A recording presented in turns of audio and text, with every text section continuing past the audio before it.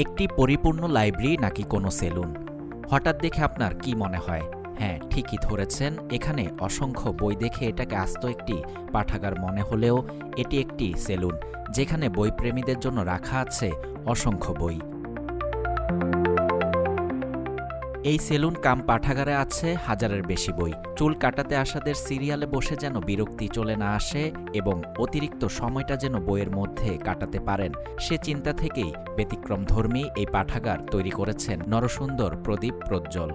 আমার জায়গা থেকে যে স্বপ্নটা লালন করে আসছিলাম ছোটকাল থেকে, নিজেকে লেখক পরিচয়ে দাঁড় করাবো, ওইখান থেকে নিজের প্রতিষ্ঠা থেকে সমাজের যে দায়বদ্ধতা থেকে নিজেকে সৃষ্টি করেছি, একটি পাঠাগার তৈরি করার যে উদ্যোগ নিয়েছি, ওইখানে আমি মনে করি আমি সফল হয়েছি। এখানে হাজারের অধিক বই আছে। বাংলা সাহিত্যের সব ধরনের বই আমি রাখার চেষ্টা করেছি, যেখানে মানুষ একজন পরিবর্তনশীল তৈরি করতে পারে এবং নিজেকে পরিচয়ে ধার করাতে পারে। চট্টগ্রাম নগরীর চকবাজার বড়মিয়া মসজিদ এলাকায় অবস্থিত অদ্বৈত হেয়ার ড্রেসার এর স্বত্বাধিকারী জানান, লিখেছেন কাব্যগ্রন্থ, উপন্যাস, শিশুতোষ, গল্পের বইসহ 9টি বই। এসএসসির গণ্ডি পেরুতে না পারলেও লেখালেখিতে বেশ দক্ষ প্রদীপ। সাহিত্যের প্রতি ভালোবাসা থেকে নিজের কর্মস্থলে লাইব্রেরির এই আয়োজন তার।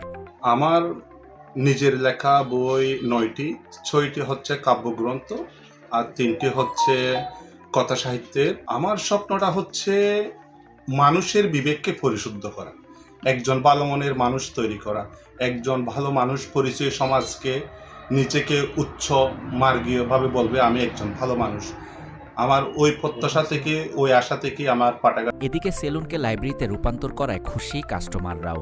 জানান, আগে মোবাইলে ব্যস্ত থাকলেও এখন চুল কাটাতে এসে পড়েন বই। যে বিভিন্ন রকম বই, আগে তো আমরা এসে মোবাইল টিপে করতাম, এখন দেখি যে না, এখানে এসে বইগুলো পড়া যায়, অন্তপক্ষে বই থেকে অনেকগুলো জ্ঞান আহরণ করা যায়। যে 10 মিনিট, আধা ঘন্টা, 1 ঘন্টা এখানে বসে আমরা ওয়েট করি যে আমাদের সিরিয়ালের জন্য, তখনই আমরা এখানে বইগুলো বিভিন্নভাবে বিভিন্ন রকমের বই রয়েছে, ওই পুস্তকগুলো পড়ে নিজেদের সময়ে ভালো কাটে।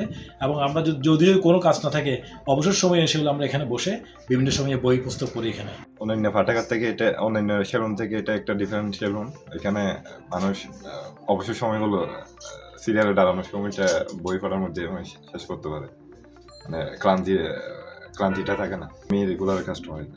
সেলুন আমি প্রায় সময় আসি, আমার আসা হয়, চুল কাটি, পাশাপাশি আমি বই পড়ার একটা বিশেষ ব্যবস্থা আছে।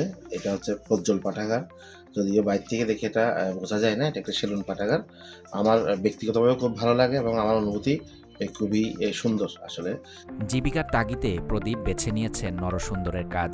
আর্থিক অসচ্ছলতায় শেষ করতে পারেননি পড়াশোনা, তবে বইয়ের প্রতি ভালোবাসা তার অফুরন্ত। তাই তো গড়ে তুলেছেন এমন ব্যতিক্রমী সেলুন লাইব্রেরি। নরসুন্দরের কাজ করা প্রদীপ যেন সত্যি প্রদীপ জ্বালিয়ে যাচ্ছেন মানুষের মাঝে। প্রাতিষ্ঠানিক শিক্ষায় ছেদ পড়লেও তার চেষ্টা বেশ প্রশংসা কুড়িয়েছে। তার এমন উদ্যোগ ছড়িয়ে পড়বে দেশব্যাপী, এমনটাই প্রত্যাশা সচেতন মহলের।